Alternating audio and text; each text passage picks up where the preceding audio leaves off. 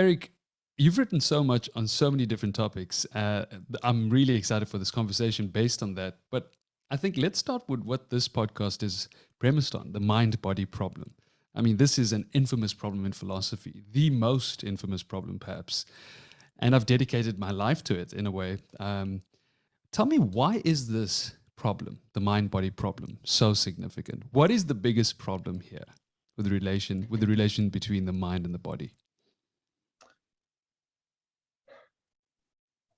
Well, it's significant in the sense that it's important because our conscious experiences, what it's like to be us, as people sometimes say, our feelings, our emotions, our sensory experiences, our kind of experienced thoughts, all of that, that's so central to your life.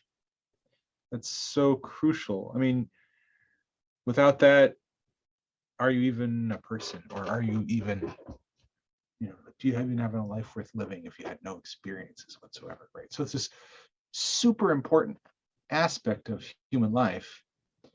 And yet, at the same time, it's not clear how it fits within the standard scientific world picture.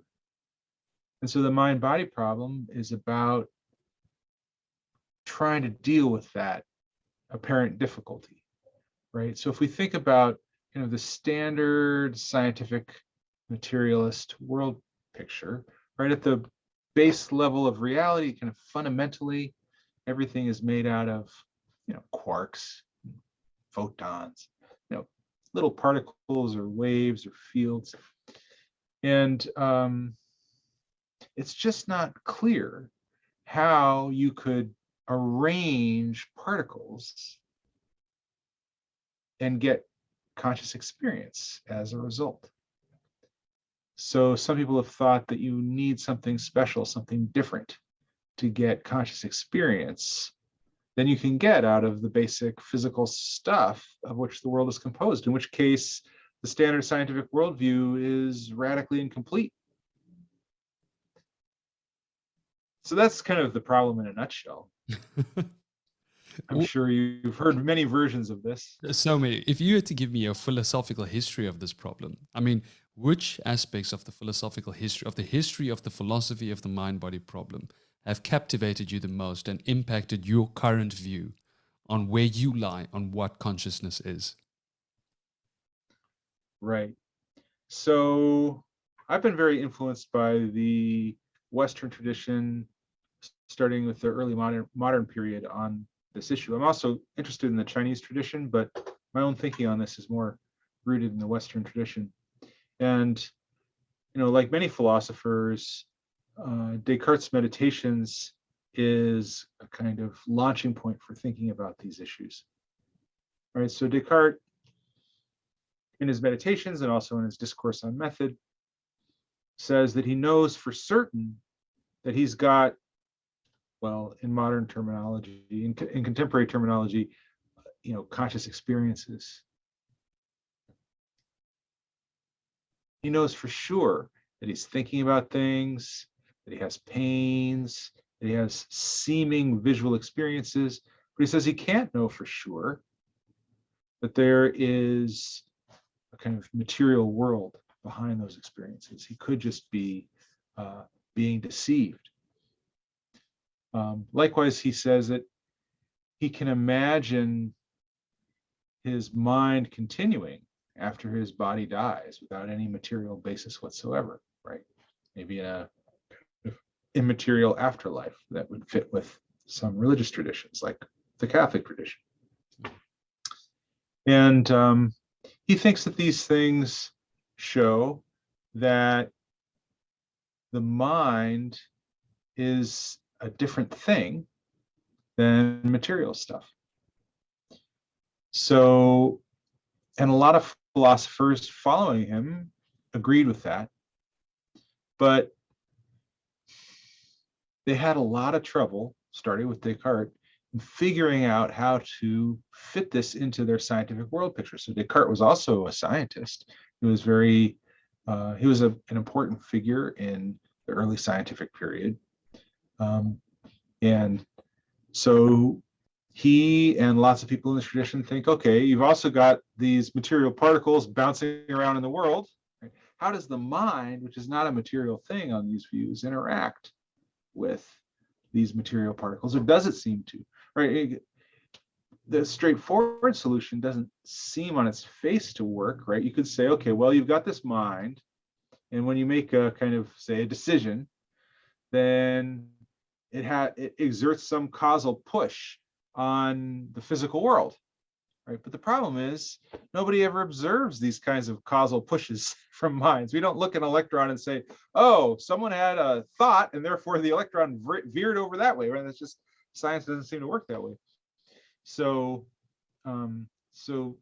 following Descartes, lots of philosophers tried to make sense of how to put together this conception of the mind as not reducible to material stuff with the materialist picture in science that they liked for the rest of the world.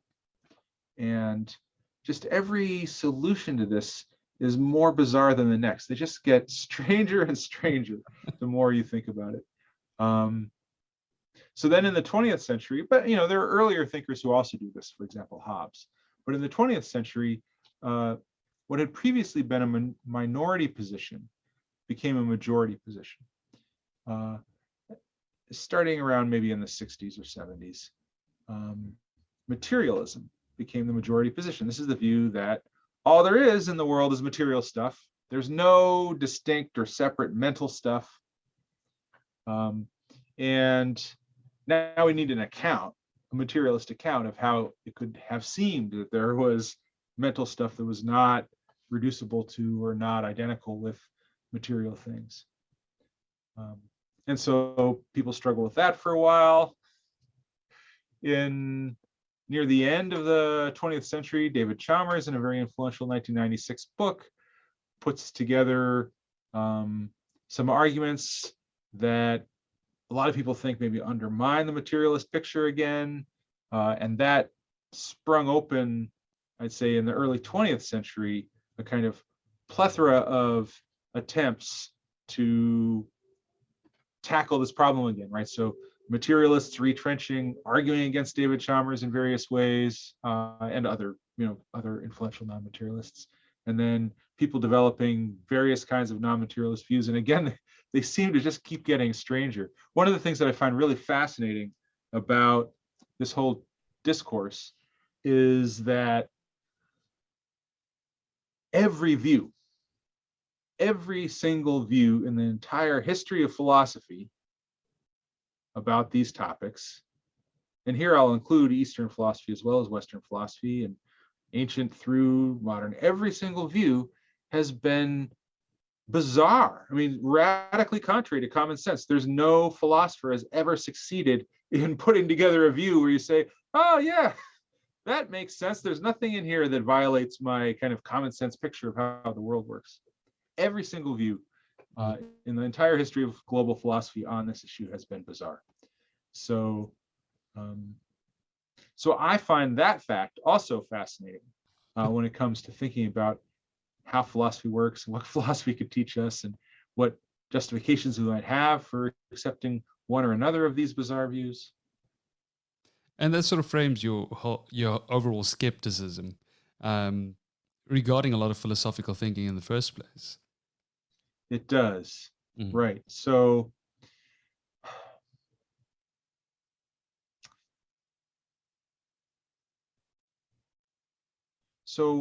let me just give you an example of the bizarreness. And then I'll tell you a little bit about the epistemology, my skeptical epistemology about the metaphysics of mind. Right. So possibly the view that is closest to the common sense view is Descartes' interactionist dualism, some version of that, which says, you know what? It's not absurd to think the mind could continue to exist after the body died, right? We can't rule out religious afterlives, immaterial souls. You know, it does seem commonsensically. I mean, maybe science refutes this, right? But if we're just talking about what common sense is, right? It seems commonsensically like, yeah, the mind is pretty different from all the material things. Paul Bloom makes a case, and others make a case, that this is true. You see this in young children, and you see it cross-culturally, right? So that seems like the more common sense view, the most common sense view on the table, right? And then Descartes' version of it is this interactionist dualism. It says, right, and when your mind makes, say, a decision, it has to have an effect, right? You don't have minds making decisions without some effect. The reason you raised your hand is that you made a decision to raise your hand, right? So your mental state had an effect on the material world.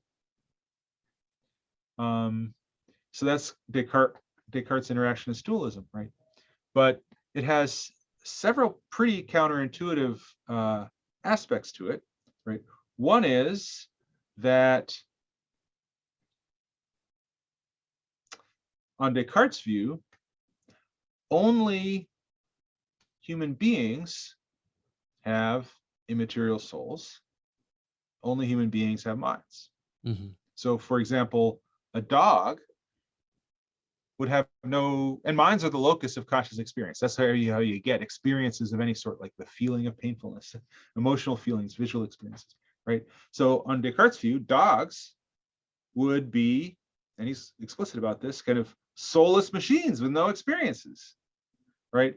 And his opponents later imagined him flinging a cat out of a window, out of a second-story window, saying, "Look, a cat is a mere machine," right, and throwing it out the window. Right? He didn't actually probably do this, but that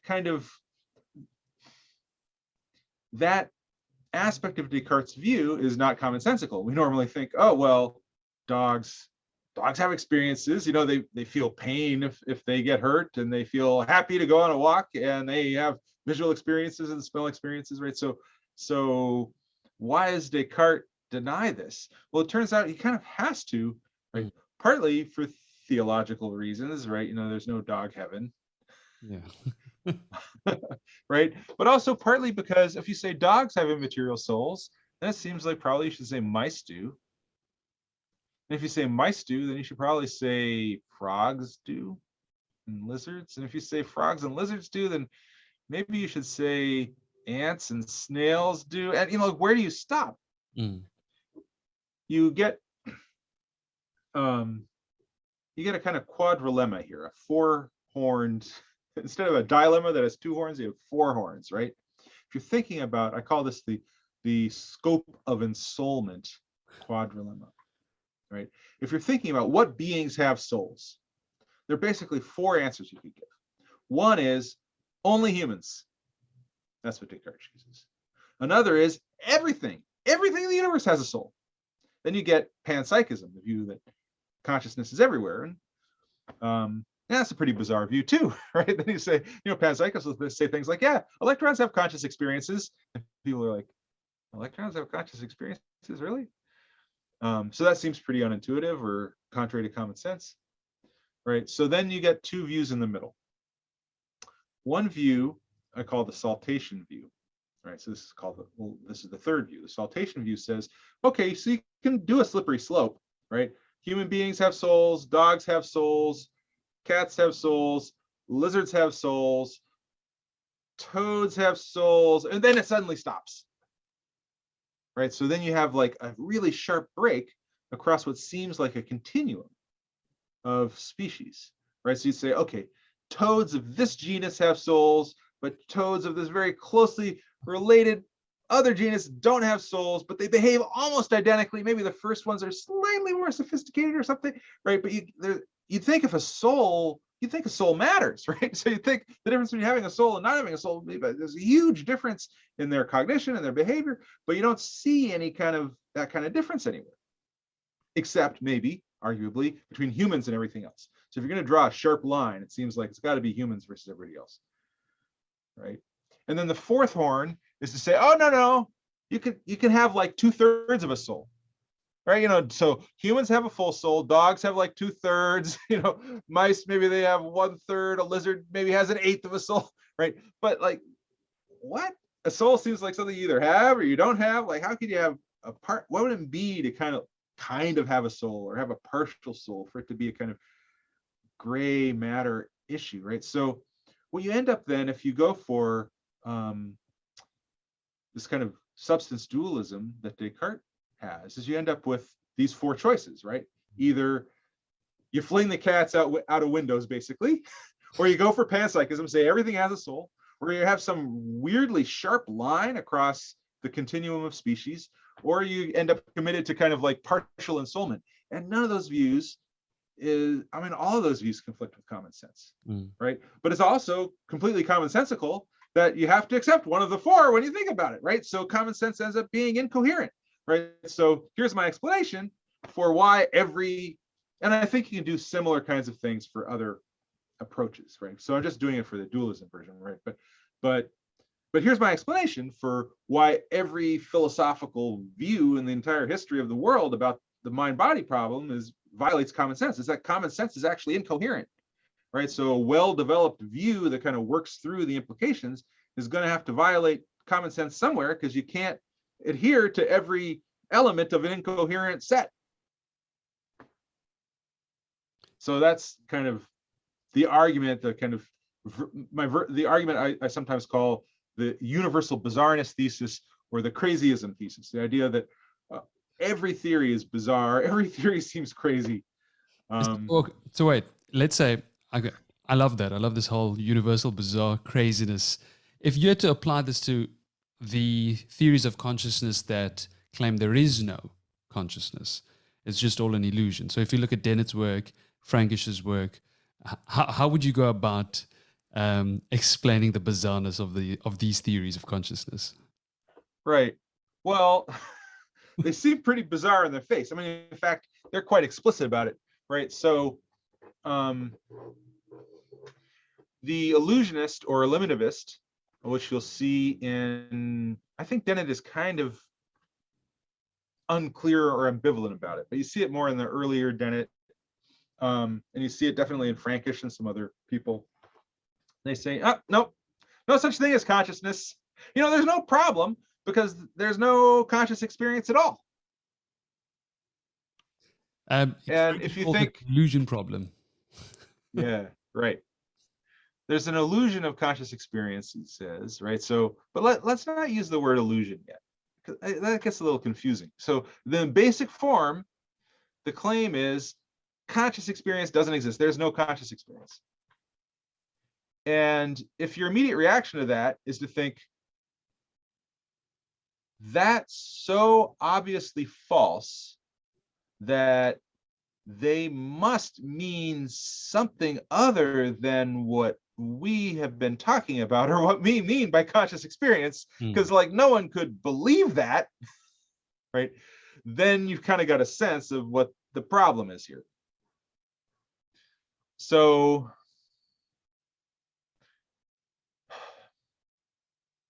I think it's a tough one, because for them, I think what they're doing is they're disregarding what we claim to be phenomenal consciousness. So, I mean, Dennis says he's quining qualia specifically. I mean, it's this introspective quality, this qualitative feeling that we tend to think is some sort of ethereal entity that exists outside of the universe. So I think what they're more certain about is the fact that the dualistic view of it is actually false. And I think that's where they're going at it. So this is what I call the inflate and explode maneuver.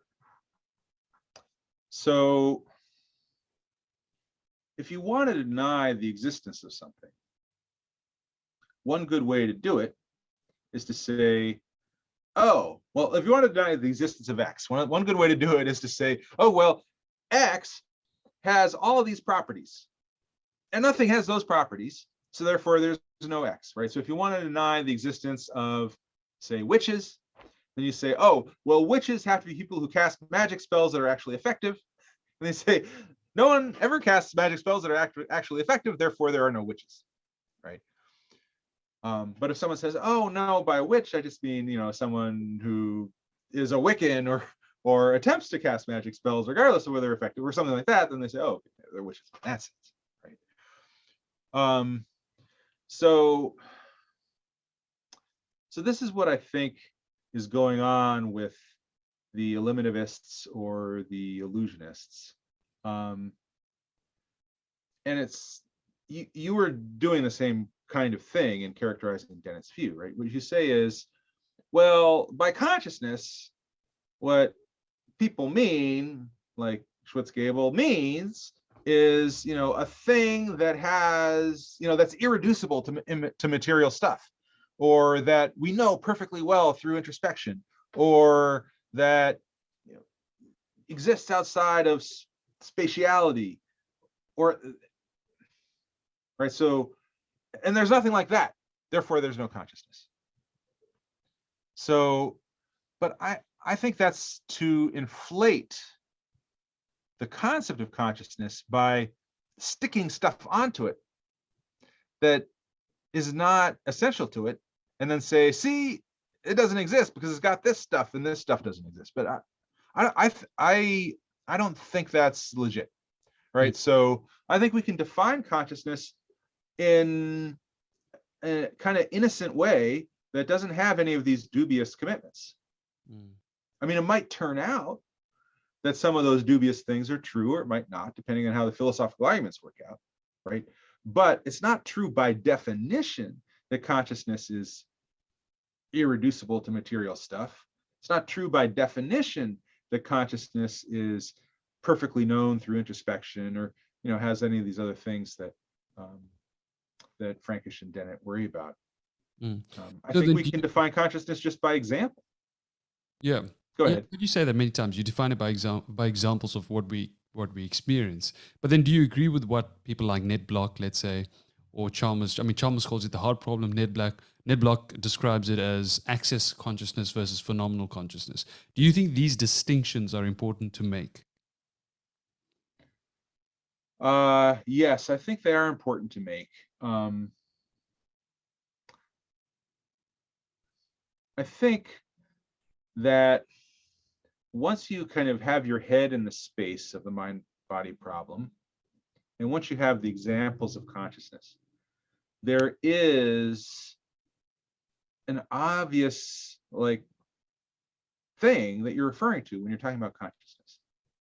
And we can call that, if we want, we can call it phenomenal consciousness to disambiguate it from some other things that it might get confused with. And I think sometimes people, there's an academic kind of move of redefining consciousness for various purposes. And we want to make sure that the kind of consciousness we have in mind is not that redefined sense, right? So just like the eliminativists kind of redefine consciousness, I think they inflate it by adding these things to it that are not necessary to the definition of it, right? So also I think some people who are reductionists of various sorts about consciousness redefine it. They say things like, oh, well, by consciousness I just mean, you know, some whatever relationship it is by means of which, you know, your brain shares information widely.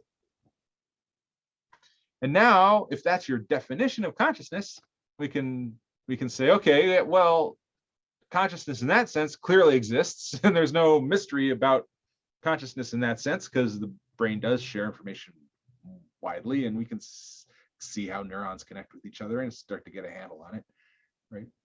But that's not how consciousness is defined for the sake of the mind-body problem. Yeah. Right. So I've got, you can think of it as an open question issue, right? So I've got experiences like pain and visual experience and emotional experiences. It's an open question whether that just amounts to the brain information being transmitted in a certain way. And maybe it is, right? If I had to lay a bet, I would bet probably on some version of a materialist story that's something like that. But I don't think that's true by definition. I think that is uncertain, and it'd be a lot of hard work to really establish it. I don't think we have established it. So you don't really win the argument by defining. You don't win the argument by defining redefining consciousness in a way that's convenient for either your reductionist solution or your eliminativist solution. Do you think neuroscience or cognitive sciences are going to get closer to the answer? I mean, if you look at certain theories like Donald Hoffman's theories of consciousness, or Joe Bach has the cortical conductor theory of consciousness, a lot of these people are starting to make a lot of headway with this topic. They seem to be understanding this in very different ways that, as you said, some of them are very bizarre. I mean, if you take Donald Hoffman's theory of consciousness, it's almost like starting at the very beginning, kind of like a quantum consciousness thought. I mean, they're very different, and even putting them together is completely incorrect. But what are your thoughts on these types of theories of consciousness? Because they're getting, as you said, a little more bizarre, yet very scientific and firmly grounded with evidence and a lot of mathematics and physics involved.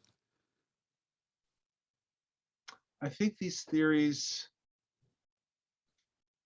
kind of always beg the question, in the sense that you kind of need a starting place that is dubitable to get any of these theories off the ground, and to think that the scientific tests that you're running are capturing the target phenomenon.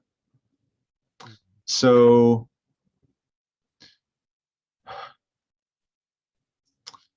if you take a theory of consciousness like Giulio Tononi's integrated information theory, for example, just one of the leading kind of more scientifically colored theories of consciousness is out there now, right?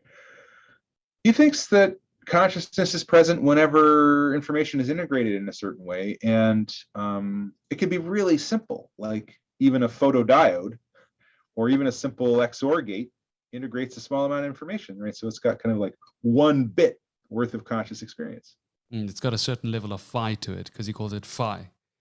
Yes, that's correct. So it's hard to me. So I think of that. I think of theories of consciousness as running on a spectrum from really abundant theories in which consciousness is really abundant, like either all pervasive or almost all pervasive, or at least really cheap and easy, right? To really sparse theories where consciousness is a rare and delicate achievement. And I think that people start in different places on that spectrum. And if we take a theory like Tononi's theory, it's way out on the abundant side. It's not exactly panpsychist. Not literally everything is conscious, but it's pretty close. And to me, it's so hard to see how someone who starts from a reasonable position of thinking consciousness is really a lot more sparse than that, could ever be convinced by the kinds of scientific arguments that you see in Tononi and others to accept so abundant a view. There's just too wide a theoretical divide between these ends, and both ends are reasonable, and the middle positions are reasonable too, right? So you kind of have to take 4 steps down the road toward any of these theories before you start saying, oh yes, okay, I see how this evidence is relevant, or I see the elegance of this theory. But I don't think you don't have to take those 4 steps down the road. Those are kind of optional steps. Now, okay, so if I had to ask you directly, what is consciousness, Eric? What would you say? I would say that the best way to define it is by example, right? So I think people are misled by these theory-related definitions of consciousness. Saying, oh, it's the inscrutable, ineffable, irreducible thing, or oh, it's information exchange in the brain, or it's phi, or whatever, right? I think the way to do it is to say, look, there's an obvious property that certain things have in common, right? When I close my eyes and imagine singing happy birthday, when I open my eyes and look at the computer screen, when I drop something on my toe and it hurts, when I feel angry about something, intensely angry about something, those experiences all have something kind of obvious in common. They're all conscious experiences, right? And what they have something in common that other things that go on in your brain don't have, right? So the myelination in your axons doesn't have that feature, right? Very early visual processing doesn't have that feature. Your memory that Obama was US president in 2010, right? Until you thought about it just now, right? That was not part of your conscious experience, right? So there's this obvious feature that the first examples that I gave have, but the second examples that I gave lack. It's that's what consciousness is. You kind of point at it by example. And I think once you do that, it's kind of like, yeah, okay, that thing, sure. And that's what we care about, right? So you can define things by example. We define by example all the time. It's a perfectly good way to get a handle on a concept. And then, so do you think this is replicated? It can be replicated. Do you think this is replicable? Let's say in a silicone, something sort of artificial. Do you think we'll be able to do this? I know you worked under Searle, so I know biological naturalism is something that you probably know a lot about. What are your thoughts on that? I think it depends on which theory of consciousness is correct. And I think we don't know which theory of consciousness is correct, partly because we can't solve this problem of the sparseness or abundance of consciousness in the universe. Right? In my view, live options about how sparse or abundant consciousness is in the universe run all the way from panpsychism on the radically abundant end, all the way to views on which maybe only kind of relatively sophisticated social mammals have conscious experiences, right? Because maybe consciousness requires some kind of ability to reflect on your own thoughts, right? There are some higher order or self-representational views of consciousness on which what it is to be conscious. Well, I mean, one of the things that all those examples that I gave you kind of have in common is that there's a kind of, you kind of have an awareness or subjectivity or knowledge of them as they're going on, right? I don't build that into the definition, right? But people who favor these kind of more sparse theories say, yeah, those all have that in common. And there's a reason, because consciousness requires this kind of self-representational act, right? You're not going to get a self-representational act of yourself as a conscious being in like a garden snail. You get it in humans, right? Maybe you can get it in other animals that are, capable of fairly sophisticated social cognition and self-representation, but it's not going to be super abundant. What do you think of the relationships between to this term consciousness and then the self? I mean, I know you've done a lot of work on Chinese philosophy and the varieties of self. What are your thoughts on these relationships? That's a really tough one. So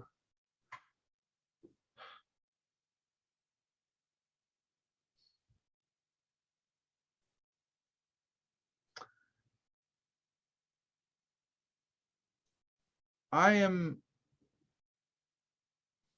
let's say, a weak reductionist or a weak eliminativist about the self. Okay.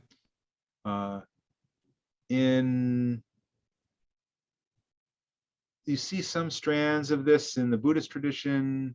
You see strands of this in maybe Hume and Derek Parfit, right? So you have conscious experiences. Some of them are, let's say, co-present, right? So if you smell coffee at the same time you see a tree, right, and they're both present in your experience at the same time, you say, okay, these two experiences are co-present, right? So you could kind of think of a conscious self as this kind of thing over time that has kind of co-present experiences in it that kind of come and go and overlap. But it's just this kind of stream of co-present experiences, and there doesn't need to be some kind of deep structure underneath that.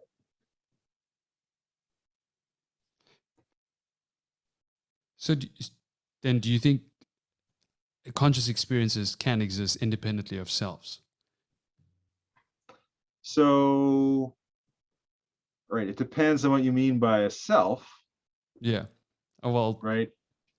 as people talk about it today, I mean, people tend to talk about it like as a self model. I mean, we're obviously creating this sort of identity within these conscious representations of what's going on, and we Right. attach them to ourselves.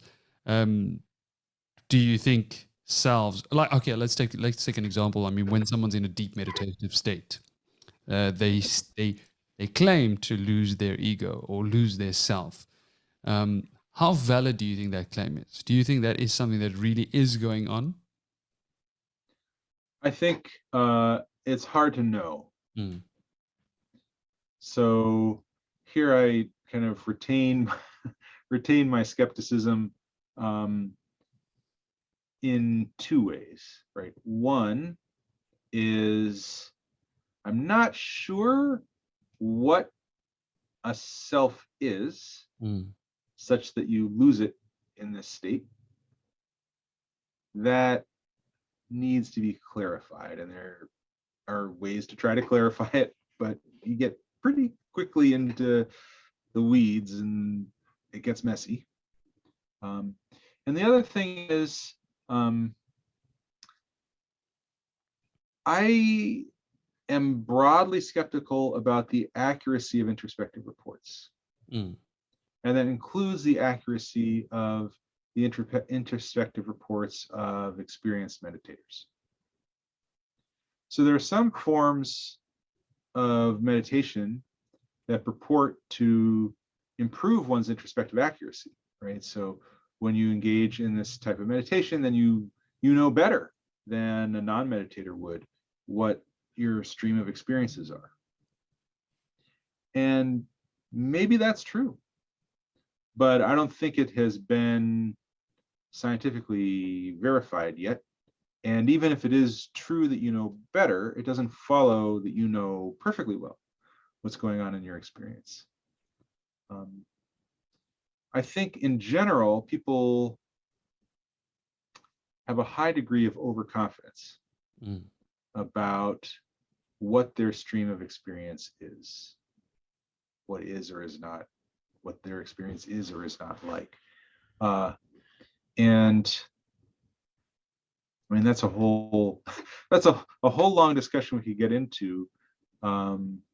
But I do think it's an important part of the discussion because a lot of Yeah, views of consciousness today do bring this up. I mean, our lack of accuracy when we introspect. I mean, we're obviously using limited processing power. We're doing whatever it takes to survive. I mean, evolution doesn't give us the best tools. We've evolved certain traits in order to survive, and therefore we cannot take in all the sensory information that we need to. Let's take a baby, for example. I mean, I think it was William James who said it's like all one great booming, buzzing sensation, all hitting you at once, right. because they haven't had this years of pruning that allow them to sort of see the world in whatever way is best suited to their survival. So a lot of the times what we see is a very filtered, caricatured version of reality. And that's important because that must mean that whatever we see within or introspect is similar. I'm inclined to agree that introspection is a highly faulty process. I think it's much faultier than the process by which we get sensory information from the environment. Mm-hmm. Right. So if I hold up this black stapler right now and I take a look at it and think about what its features are, the visually evident features, right? You know, like I know it's about 6 inches long. I know that it's black and shiny, right? It's somewhat hard for me to doubt that it has these kind of mid-sized sensorily available features, right? I know it's got a little circular metalish, or at least metal seeming shiny thing there, right? You can kind of trace it. It's got these horizontal lines, right? I can see it pretty well, and I could be mistaken in principle about those things, but it's kind of a reach, right? But if I ask questions at the same kind of level of detail about my own experience as it's ongoing, I actually think we don't have anything like that level of accuracy of detail, right? So, like, for example, if you close your eyes and form a visual image of your house or your apartment as seen from the street, how clear is that image, right? Is it all clear from the center to the edge all at once, or has it got like a spots of clarity when you kind of attend to one part it's clear, and the other parts aren't as clear, and then you attend to another and it's clear and other parts are not as clear? Does it have kind of depth, like three-dimensional depth, or is it kind of in some sense flat like a picture? Does it have detailed in its colors? Is it in every respect fully colored, or are there some parts or ways in which it's not fully determinately colored? Yeah, it's very easy to see how inaccurate it can be. Right. I mean, it's not, the point here is not that this could be an inaccurate image of your house. The point is the questions that I just asked are hard. Yeah. Right. I ask questions like, does this have a determinate color? It's easy. Yes, it does. Black. Right. Right. Does part of it fade when I look at one part? No, this thing is here the whole time. Right. So, I mean, there are good evolutionary reasons why we should have excellent information about middle-sized stable goods in our environment. Right. We need to be right about those things, and we've got good cognitive processes to be right about those things. But the structure of our experience, even fairly basic questions about the structure of your visual imagery, whether it's clear, how clear it is, how stable it is, how color works in it, those are pretty big questions about the structural nature of your imagery that people say different things about, and that doesn't feel like we're super certain about.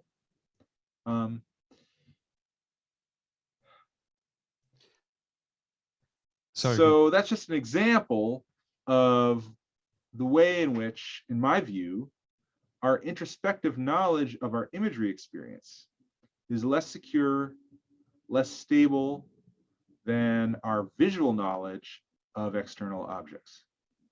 Yeah, and I think it probably depends on the fact that we have to formulate this introspective decision based on a lot of the proprioceptive, the senses that we get from outside. I mean, if you're taking the light stimulation, whatever you're hearing, feeling, touching, all of that has to sort of come together, and then we have to explain these experiences. Plus, we have to explain the experiences of memories, thoughts, whatever's happening in the background, right. All of that together. I think it does become quite complicated. But then, how do you think that affects overall belief systems? I mean, clearly we have a problem here. Nothing really makes any sense. Well, it certainly ties in with theories of consciousness. Yeah. Right. So, I mean, if we think about the sparseness abundance issue, we can think about it not just as I did before with respect to what animals have conscious experience. We can think about the sparseness or abundance of our own ongoing stream of experience, right? And this is going to tie really intimately with general theories of consciousness, right? So there are some people who think, usually when I set this out, people think there's an obvious answer. And they think that people who disagree with them about what the obvious answer is must be using words differently, or must be confused in some way about what the issue is, and no one could actually disagree with them because the answer is so obvious. But then people have different things that they think are obvious, right? So I invite you and your listeners to entertain the possibility that that some people might legitimately think on both sides of this question. All right. So, do you have constant tactile experience of your feet in your shoes? All day long, even when you're not, you hardly ever think about how your feet feel in your shoes, right? some people will say, and this is on the sparse side, they'll say, look, now I feel my feet in my shoes, now that you brought it to my attention, right? But 5 minutes ago, an hour ago, 2 hours ago, I didn't have any experience of my feet in my shoes. And other people will say on the abundant side, oh yeah, I constantly have experience of my feet in my shoes. Of course, it's not where my attention is, right? But this is like, it's this peripheral aspect of my experience is still there, right? So people who are on the sparse side generally think that conscious experience is limited to just one or a few things that are kind of in the center of attention. And the sound of traffic in the background, the feeling of your feet in your shoes, the leftover taste of coffee in your mouth or whatever, all those things, they're not really part of your experience unless you kind of stop to think about it. That's the sparse view. And the abundant view, the people say, no, look, your experience is incredibly rich with detail all the time. And of course, your attentional spotlight's on some piece of it, right? But at any moment, you've got all your sensory modalities are active and you've got experience across a wide range of things, right? So these are two very radically different views of what the stream of conscious experience is like. I mean, they're radically different, right? Now, advocates of each view have a nice explanation for why people on the other side might be making the mistake that they think they're making, right? So if you're in favor of a sparse view, here's what you're going to say probably to someone who thinks that experience is abundant. You're going to accuse them of what sometimes gets called the refrigerator light error. I think Nigel Thomas is the first one who used this term in this context, right? So imagine a 4-year-old who's curious whether the refrigerator light is always on, right? So she opens the refrigerator door, checks, there's the light, it's on. She closes it. She's like, I wonder if it's still on.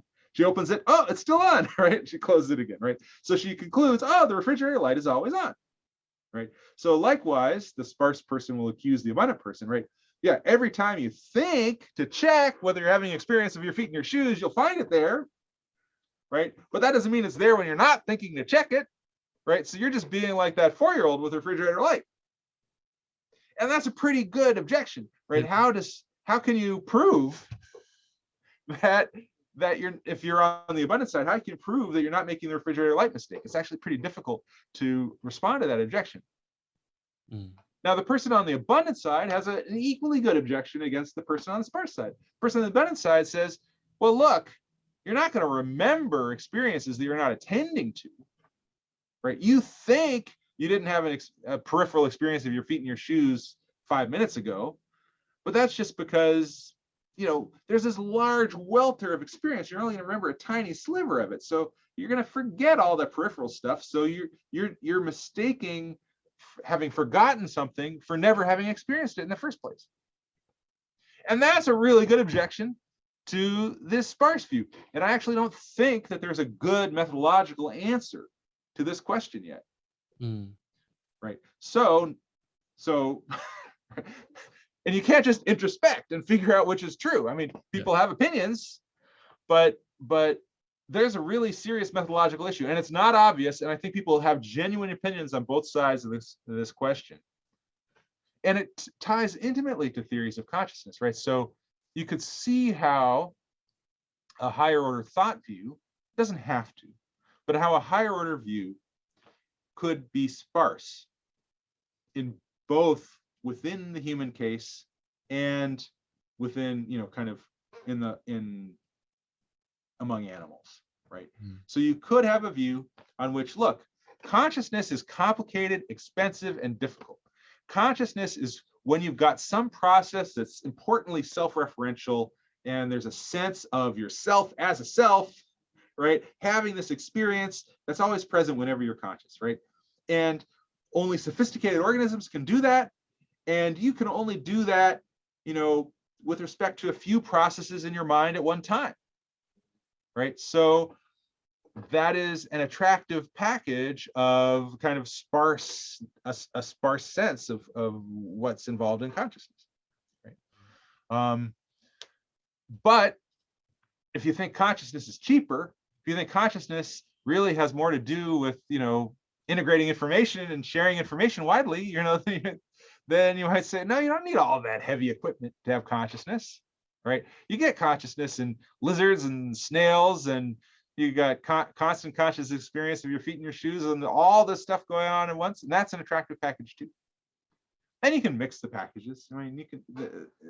It's not inevitable that sparseness in one dimension accords with sparseness in another. So what I'm doing is I'm trying to give you a flavor of the diversity of views that I see as still being on the table. And these views are so far separate from each other that any kind of philosophical or scientific theory building is really going to have to start either kind of toward one end or kind of toward the other, or in the middle, some specific place in the middle. And it's not going to be able to win over people who start far enough away on the other side. Right? If you're one of these people who thinks, yeah, you don't have constant tactile experience of your feet in your shoes, and garden snails aren't conscious. Consciousness is this complicated, sophisticated, like almost maybe just specifically human thing. Nothing that people on the abundance side, they can come up with some beautiful theory, and you're just going to say, okay, that's a nice theory of information sharing. That's not consciousness. That's not what I mean. Right? And vice versa. Okay, so if you think of intelligence, let's say consciousness versus intelligence, I mean, very different concepts, because a lot of species on our planet are very intelligent, and we tend to undermine their intelligence due to what we perceive as what is intelligence. Do you think that we might not consider certain species conscious because we deem them less intelligent than us, yet they have similar conscious, qualitative, phenomenal experiences? Well, human beings, we're pretty impressed with ourselves. That's the thing. And we're pretty impressive. I mean, we're impressed with ourselves for a good reason. Yeah, for sure. I think human beings are pretty much the most amazing thing about planet Earth. Maybe I'm biased, but I think, whoa, what an amazing organism but Eric, that does all this. But then again, Eric, if you think about it, many times we've been taken off that pedestal. I mean, we thought we were at the center of the universe. Copernicus comes along and tells us, no, we're not. We thought we were on the top of the evolutionary food chain, and then Darwin comes along and we're not. So there have been many times where we've put ourselves a bit higher. I mean, the Ian Vittel, we tend to put this level of importance on us. Do we deserve it? Well, see, I have a mixed reaction to that, right? So I do think we tend to overplay, in some respect, the difference between us and apes and dolphins and dogs and things like that, right? There's definitely a trend in philosophy that I don't like, that sees this huge gulf between humans and everything else, right? This in a way gets back to the Cartesian horn of that quadrilemma, right? And I don't find that very attractive, to think that we're so radically different from all these other species. So I'm inclined to agree with those who want to see us as continuous with them in really important ways, and who see a lot of intelligence in other species that we often underappreciate. At the same time, I don't want to sell us short. Like, so here's an example. Here's a thought experiment that I sometimes use in thinking about value. So imagine that there is a planet on the other side of the galaxy, on the other side of the galactic core, and no light from it is ever going to reach us. We're never going to have any contact with it. It's not going to have any influence on us in any respect ever. What do you want? What do you kind of hope for on that planet? Like, what would be good? You hope that it's a sterile rock? Not me. I think it would be better if it was not a sterile rock. I think it'd be better if it had some life on it. So that's kind of what I hope for that planet. You want it just to be single-celled life, or would you like it to be multicellular life? And like, No, multicellular life, that'd be cool. That'd be better, right? Do you want it to be multicellular life that's like trees and cows, or would you rather have like social organisms like us with language and science and poetry and art and philosophy? I'm like, no, it would be way better if it had like people like us, and it's not all just kind of cows and trees, right? So, you know, I mean, I can't tell you what, I can't say what your reaction is or what your listeners' reactions are, but that's certainly what I think, right? And so kind of now let's reflect it back on Earth, you know, kind of like a really important part, in my view, of what makes Earth a fascinating, cool, wonderful, amazing planet is that it's got these humans on it who are like, they're doing philosophy and science and poetry, you know, that's great. So, you know, and, you know, apes aren't doing that. Apes are pretty cool, but they're not doing that. Yeah. So I don't want to, so I kind of feel of two minds about this, right? I don't want to undersell us. If we were, but let's say we were looking at another planet, I mean, it would be very difficult for us to actually communicate with, or to even try and understand what these species are up to. I'm not sure if you're familiar with the film The Arrival with Amy. Oh yeah, I know that. Clearly, there's this linguistic barrier between us. I mean, there's going to be something because we evolve in such different terrains.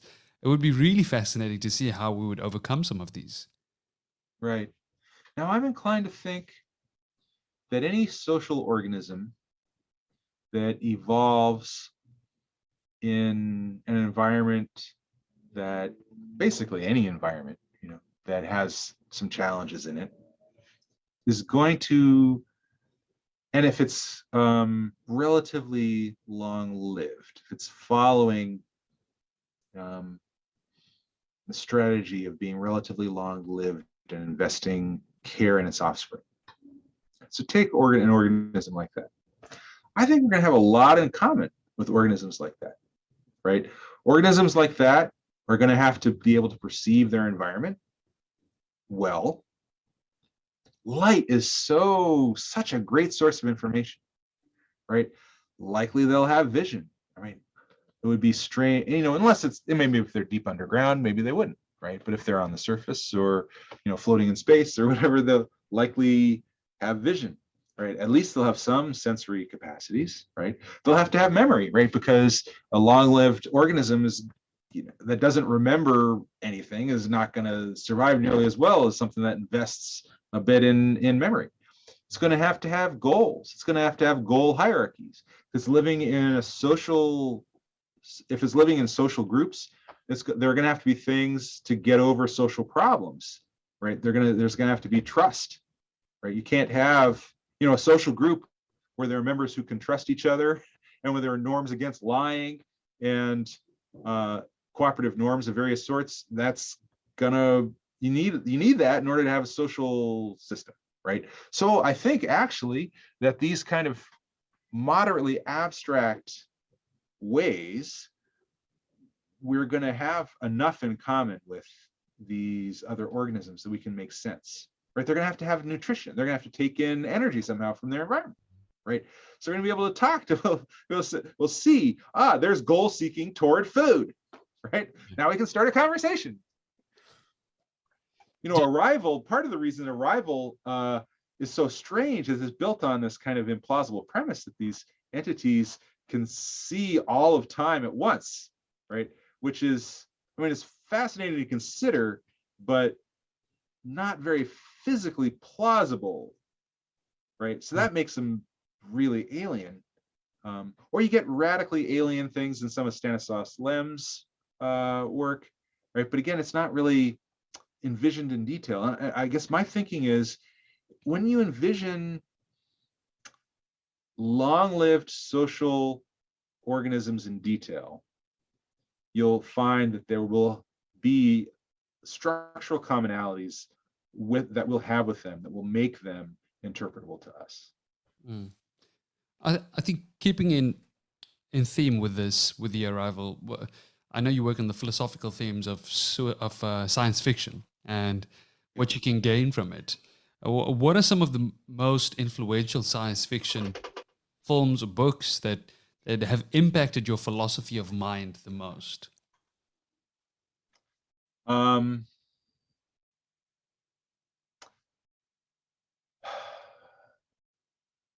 I would say that the one that had the most impact on me in particular was Greg Egan's book Diaspora.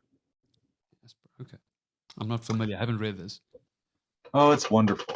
Very keen now to give it a go. I'll tell you a little bit about it. I know to tell. Yeah. So, but just a little bit about my personal history with it, right? I loved science fiction as a kid, as a teenager. Once I got to college, I kind of got out of the habit of reading it.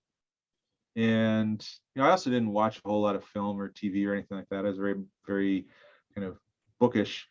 And sometime around 2010, someone said to me, "You really ought to read some of the new science fiction. It's not all like Asimov and Heinlein anymore. Like, I think you'd like Greg Egan." And they recommended Diaspora. And I read this book, having not read much science fiction at all for the previous, 20 years. And it just blew my mind. And it got me really excited about science fiction. And so it kind of launched me into thinking about science fiction as philosophy. So Diaspora is set in a future in which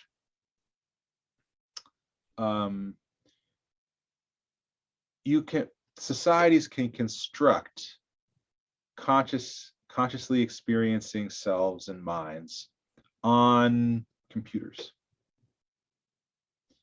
And there are basically three kinds of existence that you could have in this world. One is you could exist as a biological entity. Most of the biological people in this world are enhanced biologically in various ways, right? So like, they've got a super refined sense of smell, right? So that they can walk through the forest and they just like smell all these biological details, right? Or they can swim and hold their breath for 20 minutes and they're amazing swimmers, or whatever. You can be biological and enhanced, or you can be a robot, right? So lots of people who are robots, they've got digital minds, basically, and computer chips, operating robot bodies. These robots are not confined to the surface of Earth because, computer systems can do perfectly well in deep space, so they go fly around Jupiter or whatever. Or you can live in what we probably should now more commonly call a simulation, right? So these would be people who you take a supercomputer and you bury it 200 meters under the permafrost in northern Russia. So it's super protected from environmental hazards, right? And everybody who lives in there is an AI system who's interacting with a virtual environment. So you got these policies, these whole cities full of people. They and their environments are all just computer programs. So there's three basic forms of existence that you can have in Diaspora. And most of the story is told from the point of view of the people in these policies. Okay. And in these policies, basically, you can do more or less whatever you want. There's no real scarcity. There's no need for a job to take care of the bills. And there's no there's not really death unless you choose death, right? Because you constantly have backups, right? So if something bad happens, you just rewind to a save point, right? And you can change your own personality. You can say, you know what, I'd really like to love math for a while. So you do a little tweak on your parameters and you're like, wow, math's so cool. Right? And then maybe after 200,000 subjective years of experience, you have a little timer goes off and says, okay, let's pull back on the math for a little while. Do something else, right? So the possibilities of maybe we shouldn't call it human experience, but experience as a person are so wide open and so variable that it kind of gives us the existentialist's question to some extent in its purest form, right? It's kind of radical freedom. Like, okay, you've got basically no constraints, or like really weak constraints. Like, who do you want to be? What do you want to do? What personality do you want to have? Yeah, it does. And no one's telling you. That's quite a deep. I've watched Matrix Resurrections the other day, and it got me thinking about very similar questions. I mean, had this been something like Ready Player One, for example, where you're just in this open world virtual reality, it's a metaverse, so you can just do whatever you want, you never die. What would we do? Would we continue to live? Yeah. I mean, Nietzsche Right. said, well, I mean, if you don't have a why to live, I forgot the exact saying, but he who does not have a why, I'm butchering it, but anyway, yeah. I mean, if you don't really have that purpose, what is the point? There is no real reason to continue going. But along those lines, when we have these sort of existential crises, these dilemmas, we go to professionals, we go to ethicists, we go to doctors, we go to all these people who are in charge, in a sense, of giving us advice, psychologists, psychiatrists, and I mean, you write about certain things like this. I mean, the ethics of ethicists, I mean, the ethics of philosophers. Tell me about this. This is something I find very intriguing because I often think about it. And part of my master's was in the philosophy and ethics of mental health. And we had to talk about this type of stuff. What are your thoughts on this? Yeah, well, I've done a lot of thinking about the ethics of ethics professors. I guess I'm the world's foremost authority on that. So I've done a bunch of empirical research on this, right? So it's not just armchair thinking. I've actually run studies of various sorts, which we can talk about if you want. And they almost all come to the same conclusion, which is that professional ethicists behave about the same as do non-ethicists of similar social background. So it doesn't seem like studying ethics has much of an effect on your day-to-day behavior, right? Ethicists seem kind of like just normal professors, right? You know, ethics professors, right? Now it might have some effect, and we can talk about some of the subtle effects and what the empirical evidence is about this, but you know, overall, it doesn't look like academic philosophical engagement with ethics tends to really change people very much. And that raises the question of, okay, so why do it? Which we could get into, or we could get into why I think it doesn't change people, or what changes might it have. There are a lot of questions that kind of sprout off of this basic observation. Let's get into both.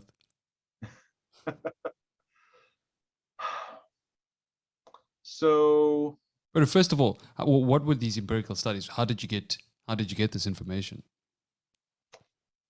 So the first study I did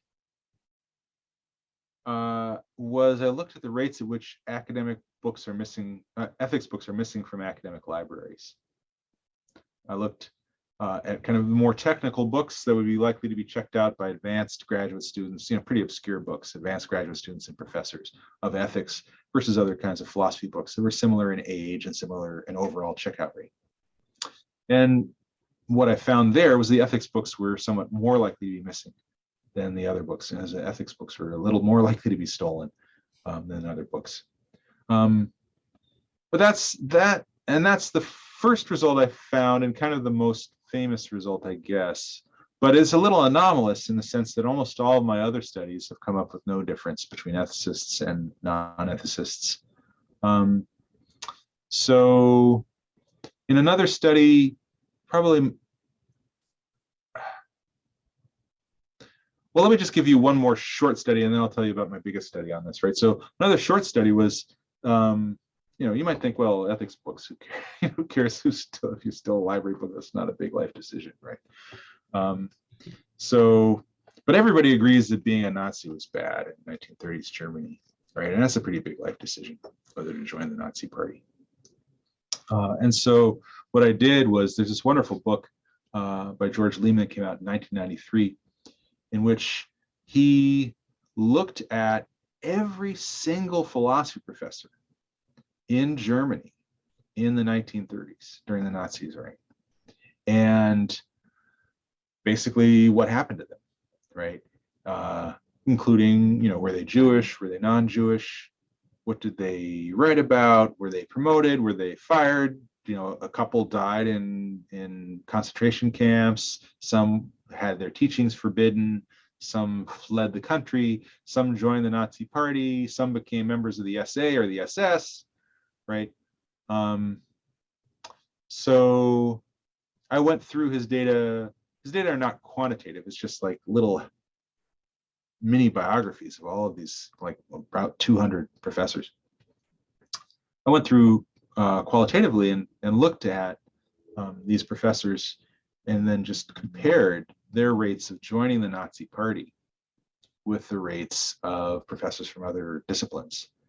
And philosophers were at least as likely to join the Nazi Party as were non-philosophers. It was about 31%, I think, of the non-Jews, right? Jews could, of course, couldn't join, right? But if you exclude the Jews, it's about, I think it was about 31% joined the Nazi Party, compared to 20 to 25% of professors from departments other than philosophy.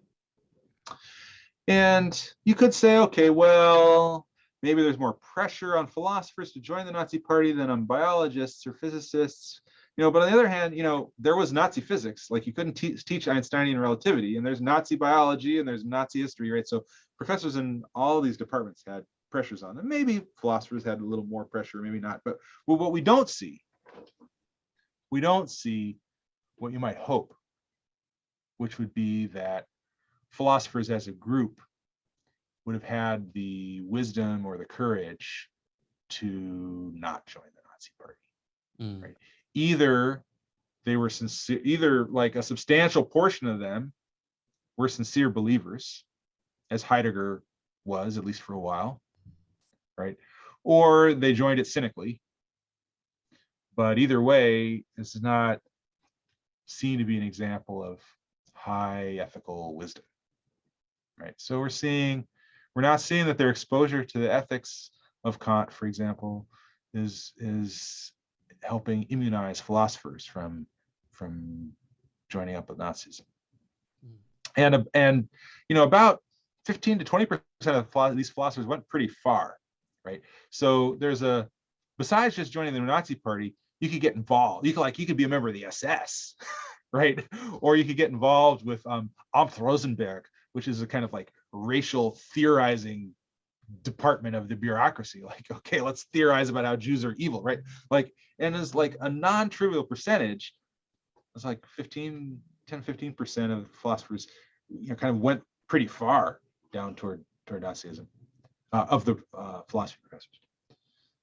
So, and this is, by the way, these numbers are, I only include philosophers who had habilitation, which is roughly equivalent to, it's not quite the same thing as tenure, but it's kind of similar, before the Nazis came to power, right? So we're not talking about people who were appointed by Nazis. We're talking about the professors who were already in place in 1932.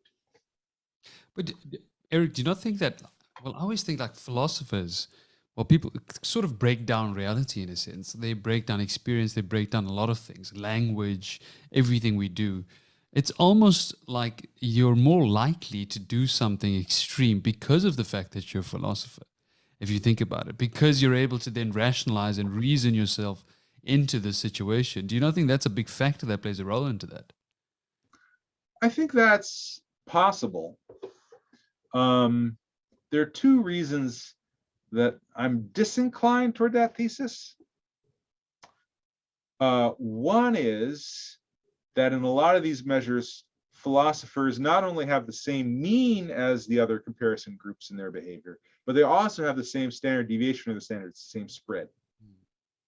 So this is a minor example, but just to give you a sense, right? So we looked at voter participation of professors. So we got access to voting records in 5 US states that indicate who has voted or not, not what they voted for, but just whether they voted or not, right? So these US states will sometimes make voter registration and participation data available to researchers and pollsters and political parties, right? So we got 5 states that are relatively liberal on that, and we looked at voter participation rates for philosophers and for political scientists and for other groups of professors. And what we had thought we would find, especially for the political scientists, but maybe also for the philosophers or the political philosophers who we analyzed as a separate subgroup, was that we would see some boosters who are like, they vote all the time. In fact, when we were looking through the websites, getting web information for the study, one of the political science departments had, the cover of their webpage had students wearing T-shirts saying "Vote or Die," right? So we thought, okay, the vote or die group will be overrepresented among political philosophers and political scientists, and then another group that will be overrepresented are the scoffers, right? People who are like, voting is irrational, it doesn't make any sense, you can't change the system, right? The odds of your vote actually having an effect are so tiny that there's no point in expending resources in order to cast your one vote, right? The scoffers, right? So we thought the boosters and the scoffers would be overrepresented among political philosophers and political scientists. If that were the case, then when you look at voting participation rates, you'd see a bigger standard deviation, because standard deviation is a measure of spread away from the central mean. But that's not what we found. What we found was all the groups had the same standard deviation. Basically, well, political scientists were slightly more likely to vote than were professors from other departments, including philosophers. But political philosophers are not more likely to vote, and philosophers as a whole were not more likely to vote than other professors. And for all the groups, the standard deviation was the same. There was no, professors vote pretty often relative to the general public in the United States. But basically all of our samples kind of in the mushy middle of, they vote pretty often, but there are very few who are like 100% all the time and very few who never vote. It's very fascinating. It's intriguing. That's some intriguing stuff right there. Yeah. I'll tell you one other thing from this on the rationalization issue. Yeah. So one of the studies we did, it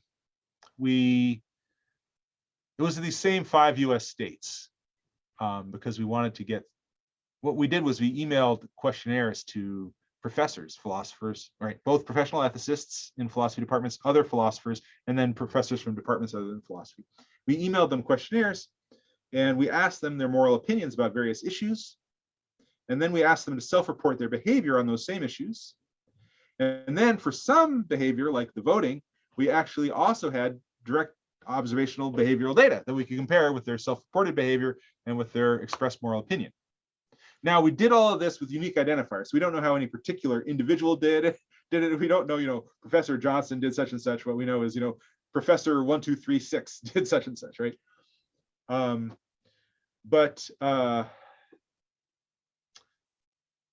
Right. So there's a bunch of data from that that I think are really interesting. And overall, what we see is the ethicists behave the same as everybody else. But one of the more interesting results from this that speaks to the question of rationalization is our data on vegetarianism. So one of our normative questions, one of our ethical questions at the beginning, we asked people to rate on a scale of from 1,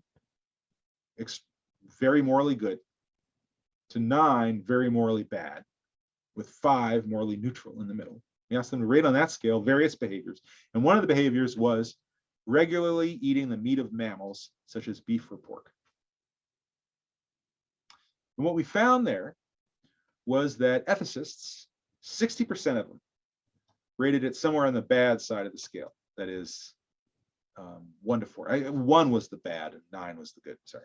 They rated it somewhere on the bad side of the scale, 1 to 4.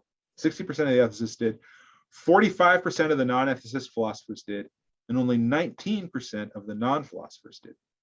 This is a big difference in moral opinion. So this is in the United States. The questionnaire was in 2009. and I think opinion has changed a bit since then, so it's a little dated already. But there's this big spread in moral opinion. But then in the behavior, self-reported behavior part of the questionnaire, we asked, at your previous evening's meal, not including snacks, did you eat the meat of a mammal, such as beef or pork? And there we found no statistically significant difference among the groups. And in fact, the ethicists were in the middle group.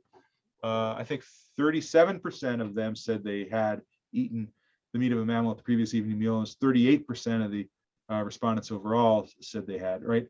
So there was this big difference in expressed moral opinion, but no difference in self-reported moral behavior. Found similar things for age and gender. Women were much more likely to say it was bad. Younger people were much more likely to say it was bad. You know, if you look at female philosophers born after 1960, is like over 80% said it's bad. But if you look at male non-philosophers born before 1960, it was like 7% said it was bad. Right? So this giant, I mean, like, when have you seen an opinion poll where you got like one demographic group says 81% and the other demographic group agrees 7%? That is like as big a difference in opinion as you can ever see with demographic splits in polling. But the differences in behavior, almost statistically non-detectable, right? Depends on what test you run. If you run enough tests, you could maybe squeak out some marginal statistical significance, but basically no detectable difference in behavior. I feel like we can get similar results if you look at the way social media works today. If you look at the way people are couch activists, constantly online, telling you their opinions, telling you all the things you should be doing. And then if you look at the reality, probably doing none of those things. And none of them are probably actively engaging in those activities. Yeah, I mean, I worry about that. I worry about that. But that, you know, and it gets to this rationalization issue, right? Because, look, if you thought that the way rationalization works, the way ethics works, is you rationalize what you're going to do, what you're going to do anyway, then you think ethicists would say, oh, eating meat is fine, because they seem to, most of them, be eating meat, right? They seem to come up, you'd think they would rationalize and come up with arguments. So, well, eating meat is perfectly in accord with, you know, consequentialism and the categorical imperative or whatever ethical theory they have, right? But it doesn't seem to be what they do. They seem to be doing almost the opposite. It's like they know they eat meat, most of them, and yet most of them also say, well, look, it's not morally good to do so. It's morally bad to eat meat, right? So they have an opportunity to rationalize, and they're not taking advantage of that opportunity. Mm-hmm. I think that's a big part of why I even started this podcast. I mean, a big aspect was, I mean, if you're trying to show how difficult the mind-body problem is, practically and theoretically, both sides, very difficult to show. But another thing is that you have a lot of people who claim so much regarding consciousness, quantum consciousness, energy, selling these different things, chakras, all these tools and tricks people have in order to get you to pay for products. I think that it's a big problem because a lot of the times we don't even understand this process that's going on, this mind-body connection, if we can even differentiate between mind and body. I mean, that's already claiming some sort of a dualistic thing. How do we rationalize all of these things? How is there a way? Do you believe in a sort of quantum consciousness? What are your thoughts on that? Right. I'm a skeptic about all of these theories. Yeah. Right. I am. So we got at one, I got at one of my skeptical arguments earlier on, the sparseness abundance version of the argument, right? Where I think people can start either radically sparse or radically abundant or in the middle. And then all of these theories basically presuppose that you're at some place on the spectrum as they build the theory, and they're never going to win over people who are on another part of the spectrum, and reasonably so, right? But I have another argument, a very different kind of argument I call this the universal dubiety thesis, right? Okay, so we had universal bizarreness, right? The idea that every theory is bizarre. Yeah. But its sibling is universal dubiety. Every theory is dubious. Every theory deserves to be viewed skeptically and with some doubt. And I have a few arguments for it, but one argument is a methodological one that gets back, that kind of grounds itself in the universal bizarreness theory. So what are our methods for answering these questions about consciousness and the fundamental structure of the universe? Well, I think basically we have three broad kinds of methods. We've got scientific methods. Mhm. We've got kind of armchair philosophical theorizing. And we've got common sense. So we already know the common sense method has got problems based on the previous argument, right? Common sense appears to be incoherent. And anyway, why would you think that common sense would be a really totally reliable source on these kinds of questions anyway, right? Scientific methods, I think, when you view the question from enough of a philosophical distance, you can see that scientific approaches are not going to settle the most foundational questions. So, for example, idealism. Idealism is the view that the only fundamental thing in the universe are minds, and matter is either doesn't exist or is somehow derivative on the existence of minds. If you want to, we can talk about idealism a bit, but right. But if idealism is on the table, I think of, say, so Rudolf Carnap, a 20th century philosopher, said, look, the idealist, the person who thinks that all that exists is basically your mind and my mind and God's mind, and it's all coordinated in one giant thing, maybe coordinated by God. They're not going to disagree about any scientific measure, right? You go measure a mountain, they're not going to disagree about the size of the mountain. You go do an fMRI scan, there's no fMRI scan that's going to refute idealism, right? Or if you think another one that's going to be irrefutable is epiphenomenalist substance dualism, right? So, one of the ways to respond to the Cartesian dualism, the question of how souls could be causes of anything, is to say, no, souls don't cause anything. Souls emerge as a result of what's going on in the physical world, right? But then they have no further causal powers of your own. So when you make a decision to raise your hand and then your hand goes up, what happens is your brain caused your hand to go up. Your decision was a mental event that was kind of separable and was correlated with that brain state, but didn't actually cause your hand to go up. Right? So epiphenomenalist says mental events have no causal power at all. Right? Yeah. So, okay, measure a mountain or do an fMRI scan, right?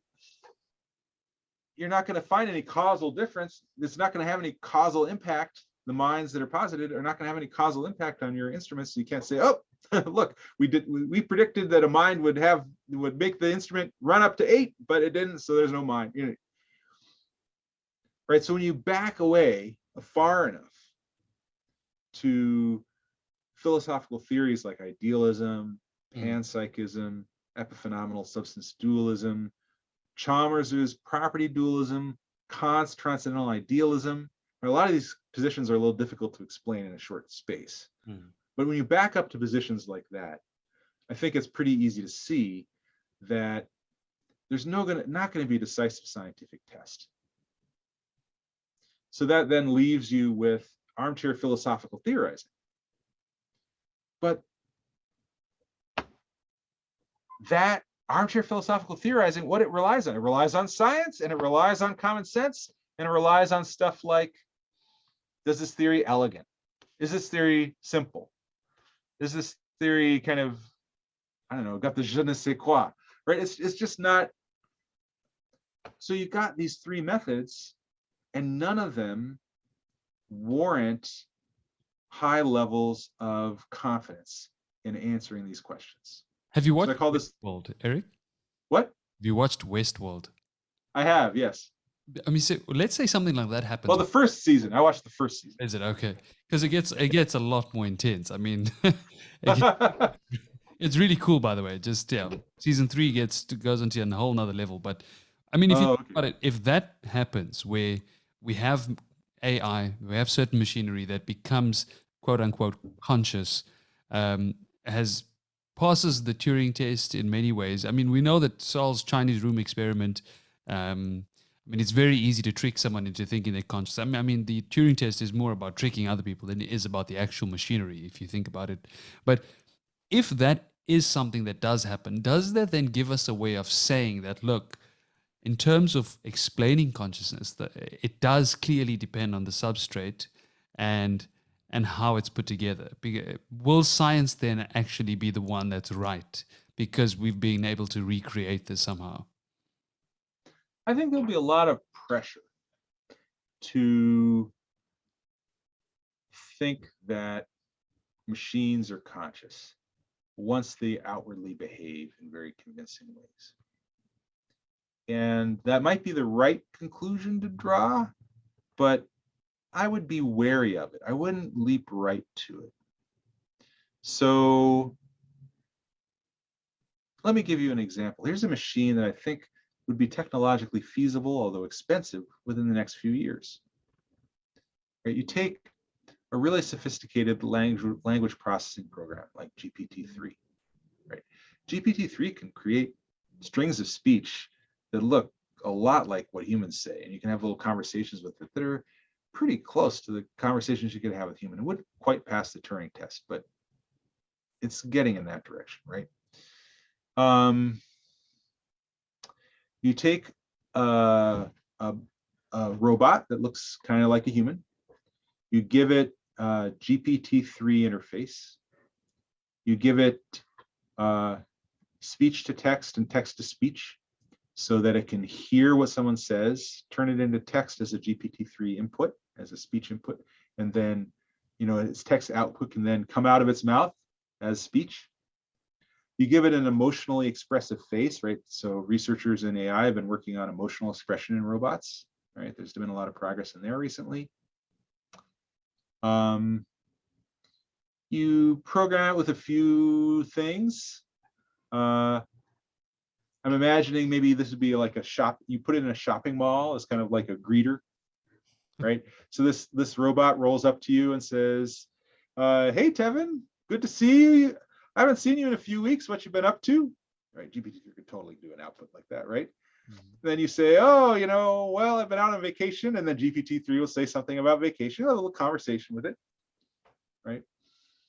And I think about my daughter when we first got the iPhone, and she was about 8, and she just loved talking with Siri on it, right? So I imagine, some people would like totally shun this robot thing, right? But other people might like, they come up to it with a shirt, 2 shirts. They're like, "Which shirt should I take?" Right? "What do you think?" And the robot would choose one, right? And they come back a week later wearing the shirt, and the robot would have kept a memory of the previous conversation that it could then use as context for further speech. And maybe it's recorded, like it's got facial recognition software, it can do emotional detection, right? So it's like, "Oh, I see you're wearing that shirt that I recommended last week."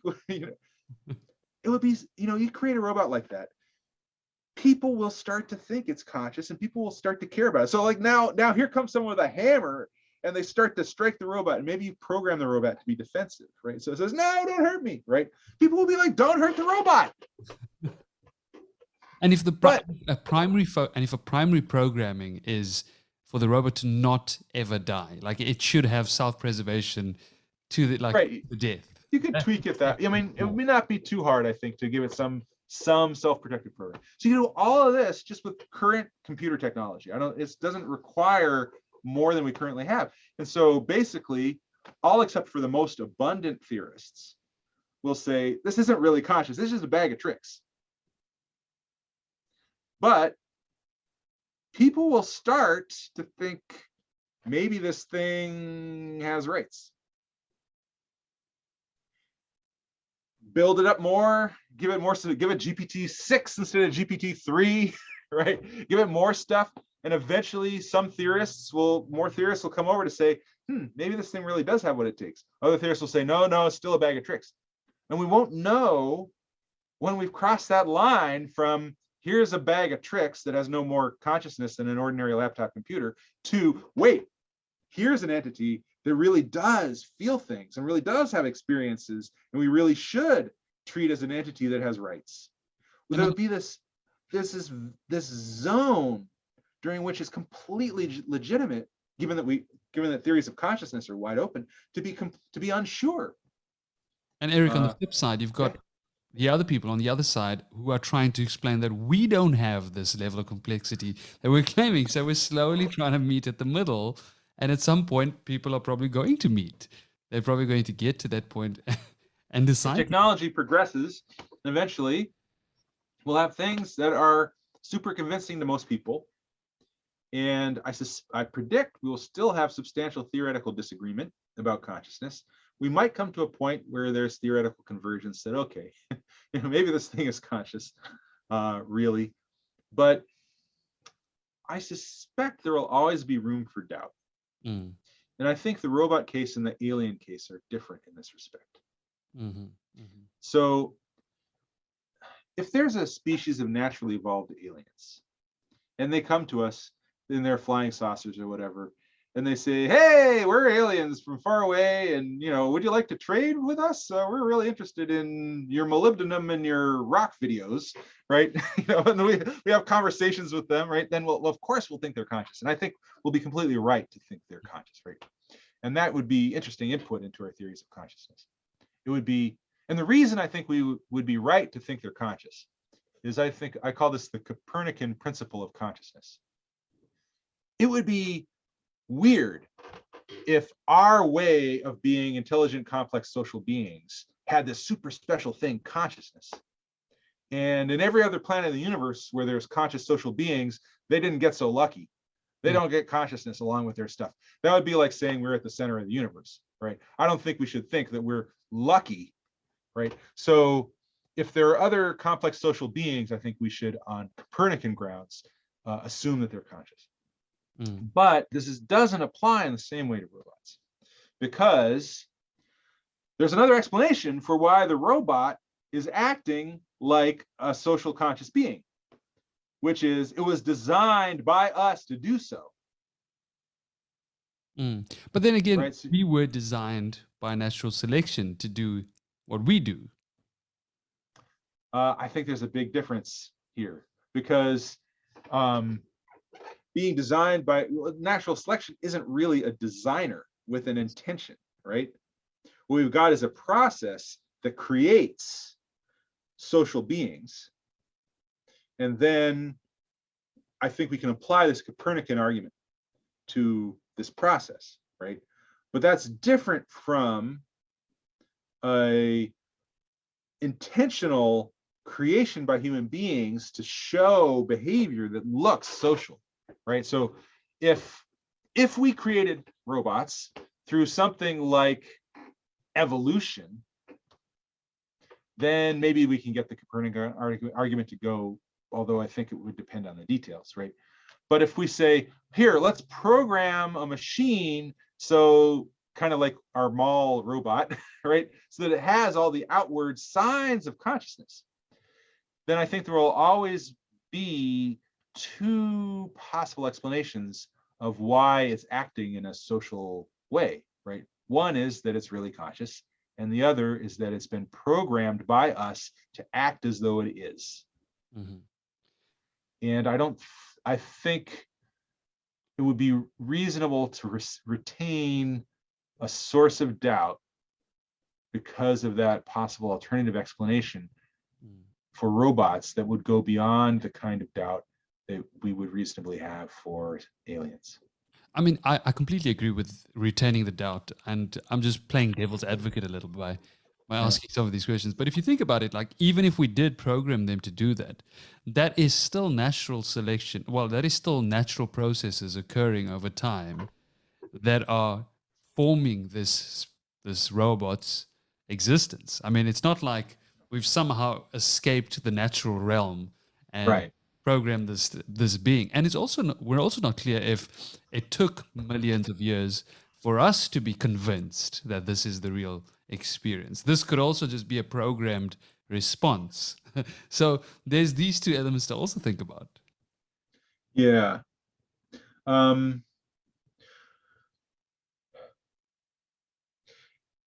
Here's one thing that I think you wouldn't want to say, right?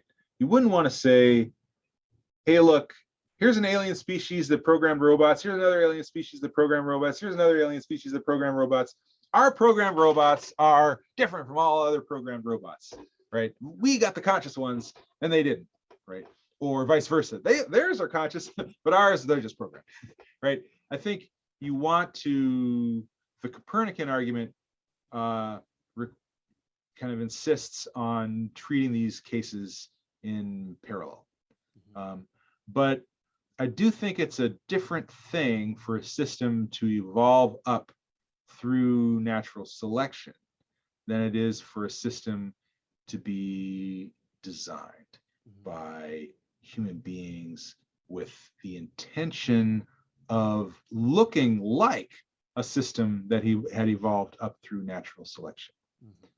I think that second thing just it creates a different explanatory avenue for why is this thing behaving as though it's conscious.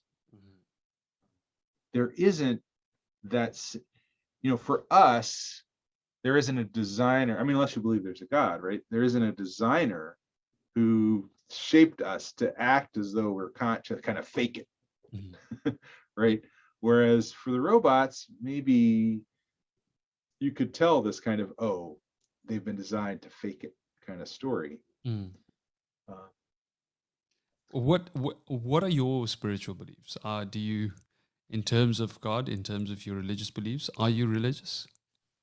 I'm an agnostic leaning atheist. Okay. I have about a 2% credence in the existence of God. I give it a 1% credence. I say 99%. So, right, I have trouble accepting the kind of standard religious stories. They don't seem to me to be very plausible, very convincing.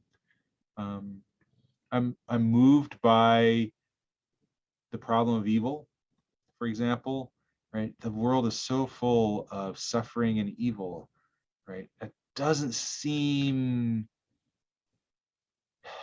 likely to have been the creation of the kind of deity that the major monotheistic traditions think exists. And I'm also moved by the argument for disagreement, right? It's like, I grew up in a partly Christian household, why that's just kind of an accident. Yeah. Right? It would be, if you grew up where I would possibly be Hindu. That's right. So it's a kind of un-Copernican. Yeah, exactly. Right? To say, oh, I got lucky to be born into the right religious household, right? So for me, those two things are pretty strong arguments. And then I guess the third one is it doesn't, my inclinations are pretty naturalist, right? So those three arguments are pretty strong arguments in my view against the existence of a standard kind of deity. But on the other hand, right? We don't have a good materialist explanation of how the universe got started. Yeah. There's the fine-tuning argument, which I find kind of interesting. Or the possibility that we're living in a created universe, like a simulation. You might know, or your listeners might know, the simulation hypothesis, the idea that we live in an artificial reality in someone else's computer. If that's the situation, I don't think it is, but I can't totally rule it out, right? If that's our situation, then whoever's running the simulation, maybe that person deserves the word God, right? They have certain relationships then we have to think to us that would be godlike. We have to think about who made this simulation in the first place. I mean, who made the simulation? Is this an infinite regress? Right. So I think these questions are serious enough that I don't feel like super high confidence is warranted in atheism. My instincts lean in that direction for the reasons I just suggested. Yeah, I think the skeptic in you allows yourself that 2% to say, look, if there is something there, you're more than open to Right, be solved, which is great. right, right. Because the reason why I touched on that is because then that brings us into this conversation of, if there is this almighty, omniscient, omnipotent being that can control and knows everything, does everything, do we have free will? Where that's my segue to free Yes. will. I think we have um, free will in the compatibilist sense of free Okay. will. So I must, I'm. If your listeners must know this, because I bet you ask a lot of people this, right? So, but the compatibilist view of free will is that there's nothing kind of mysterious or anti-natural going on. To have free will really is just some version of having the ability to act in accordance with your desires and values, and we can do that. And there's nothing in science that suggests that we can't, and you don't need any kind of indeterminacy in order for that to be the case. So compatibilist. I'm a Oh, compatibilist, yeah. are you familiar with the work by Thomas Nagel on moral luck? Yeah. Yeah, because I think when I first read that, that's sort of what took me towards the trajectory of an incompatibilist. I mean, I Uh, slowly went down that route. When you were sold on compatibilism, what really got you to decide that that was the view you were at with free will? Because okay, let's take Laplace's demon for example. If it were true, how then do you explain the fact that we're able to make these free choices? um, so the choices are free, in my view, because they flow from my personality and my values and my desires and my beliefs, right? So, and those have, of course, been shaped by the past.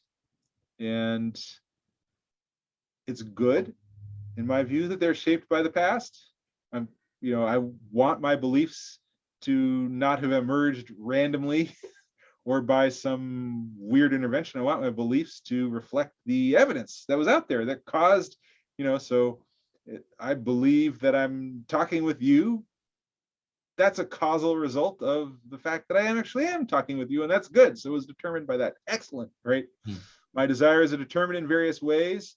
That's good too, right? So I don't feel like we need randomness or some unnatural contra-causal power in order to have any kind of freedom that I feel like is worth wanting. Mm. Okay, interesting. If Eric, if something I often ask the listeners, I mean, I ask for the listeners because they often pose this question to me, is to ask my guests if they have to give them book recommendations. They love this. This is sort of their bread and butter. If you had to give us some book recommendations, like philosophers, authors, anything, even science fiction in your case, that you'd recommend people read, who would those be and why? Hmm. All right. Well, I did already mention Greg Egan's Diaspora, I'm so definitely that's going to read that once we're done with this. so that's an easy choice. Um,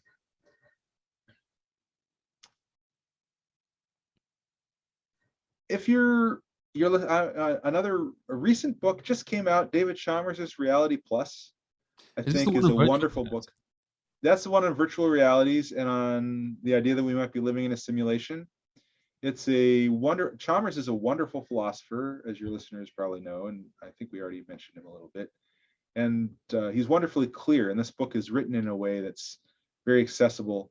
So you don't have to be a professional philosopher to get it. And it's got wonderful cartoon pictures in it. He hired an illustrator. Oh, Um, so, right, if anyone who's interested in virtual reality or simulation, those kinds of things, and how they relate to value in human existence, I think would enjoy that book. Um, philosophers, think, when go ahead. you were growing up, philosophers that really inspired you and changed your views, changed the trajectory of your career, who would those be? Um, I think the philosopher who had the most impact on me, well, there are a few, but if I had to choose one, it would have been Thomas Kuhn. Okay. I started college not sure what I wanted to do, but leaning toward chemistry or biology. Mm. And I took a class in the history of science at Peter Galison, and we read Kuhn's Structure of Scientific Revolutions. And it just blew my mind. I loved that book. And it's a book that's pretty accessible, and it was so influential, not just in philosophy and history, but across the humanities and social sciences. If your readers want to read kind of book from 1962 that just had a huge impact across the disciplines and as also kind of a good read for an academic book, I'd recommend Structure of Scientific Revolutions. I think what it taught me, and this was in the context of Peter Gallison's class in general that I learned this, but what it taught me was that science is a historically embedded social enterprise. And what scientists say today is just one way of thinking about and cutting up the world. Yes. And in 2 centuries, it might be really different. And that's, I don't think you need to read Kuhn to get there. Yeah. You can just look at the history of philosophy and the history of science and think that. But Science embodies Kuhn, philosophy. Kuhn puts it really well. Yeah. So I would definitely recommend that book. Kuhn. And science fiction, or any other philosophers that you think that the listeners might appreciate reading? Well, my favorite philosopher is Zhuangzi, the ancient Chinese philosopher. Yes, I actually wanted to ask you about that earlier, with regarding to the varieties of self. I think we're supposed to touch on that. Yeah. The inner chapters of Zhuangzi. I don't have much use for the outer and mixed chapters. Some people like those just as much, but I think there's a distinctive voice in the inner chapters 1 to 7 of the book that's called the Zhuangzi. And he's funny, and he's profound, and he's confusing, and he's skeptical, and it's just wonderful. Like, I'll just tell you, like, the most famous passage in the Zhuangzi, your listeners might already know it, is the butterfly dream passage, right? So this is just like it's a paragraph long passage, basically. And, Zhuangzi dreamt he was a butterfly, flitting around, doing whatever he wanted, not a care in the world, right? And then he woke up, and there he was, solid, unmistakable Zhuangzhao, right? And then he thought, how do I know that I'm a person who had dreamt he was a butterfly? Or could I be a butterfly who's now dreaming that I'm a person? It's like, surely there must be some difference between these things. And then he just kind of leaves you with that. I love that. So he's got all these nice little skeptical things that are told as fun little stories or parables. Or I'll just tell you another one. The very last little story of the inner chapters. There are 3 emperors, and they kind of have these silly names. The emperor of the middle is one of them, right? And he does some things that please the other 2 emperors, and they're like, oh, we want to give him a reward. We want to thank him for pleasing us. And we notice that most people have 7 holes in their heads, but he doesn't have any holes. Right? Like, you're like, you should read this, you're like, what? An emperor with no holes in his head, right? So every day they drilled another hole in his head, and on the 7th day he died. Right? And that's how the Zhuangzi ends. And it's like, what do you draw from the story, right? On the one hand, I mean, another thing that's just wonderful about Zhuangzi is he loves the diversity of humans. And he's got all of these strange and disabled characters who, like, there's this guy who's only got one leg, who's an ex-convict, who turns out to be wiser than Confucius, and and this guy with no holes in his head, and these other emperors are trying to turn him into like a normal person, right? There's violent means, and he apparently isn't objecting, all right, but it destroys him, right? So it's part of Zhuangzi's celebration of the weirdness of the world and the differences among people. I mean, but Zhuangzi never tells you what to conclude exactly, right? He gives you these things that make you think, but what's the whole message is hard to sometimes put exactly your finger on. When I read your work, I can actually tell that's something that you would enjoy, because I mean, you write about some intriguing stuff too. I mean, the philosophy of jerks, some very intriguing stuff. You touch on a lot of topics. What philosophical topics do you ponder the most? I mean, when you're sitting at home and thoughts just come to you, I mean, what do you think about on like a philosophical basis every now and then that really gets you?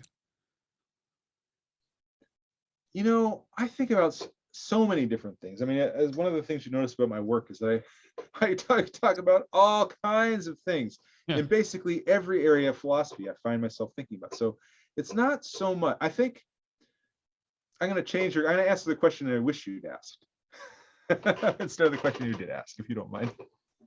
So yeah, it's not that there is one topic in philosophy that I keep coming back to, but rather I think that one of the things that I've discovered about myself over the course of my philosophical career is that the thing that attracts me most and that unifies me most in my thinking is this suspicion of philosophical expertise. This idea that you can do philosophy of consciousness and come up with the right answer, right? Or that you can study ethics and like, here's the right answer, and then be a saint as a result. Or, the science will tell us, like, here's the truth. I always find myself drawn toward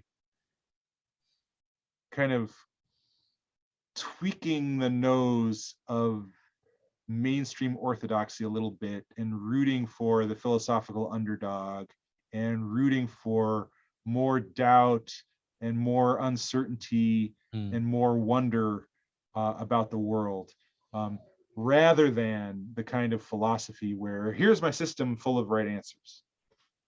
Yeah, I think it's that rebellious philosophical skepticism that I really enjoy about your writing in general. It's nice to see someone who really does take it seriously. The fact that we're not necessarily experts in these fields. We really don't know much about most of these topics. We're trying to do our best to understand them. And even our best, I mean, clearly isn't good enough. Yeah, it's still worth doing. So I don't know. Maybe we can end on this note, right? But right. Remember this thought experiment about like this other planet, right? And what does it makes that planet great, right? And one of the things that I think makes Earth great and would make that faraway other planet great is that there are organisms on it who are trying hard to answer these questions that are almost unanswerable. Where, unlike cows or apes, we can see like the limits of our understanding, and we can try to reach beyond those limits, and it's not totally hopeless, because sometimes we grab little pieces of things, and it's that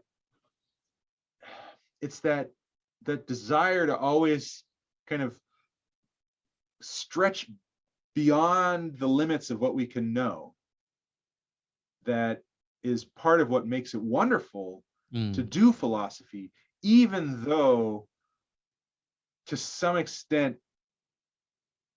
I don't want to say it's totally hopeless, but the grounds for hope are limited. Yeah. right?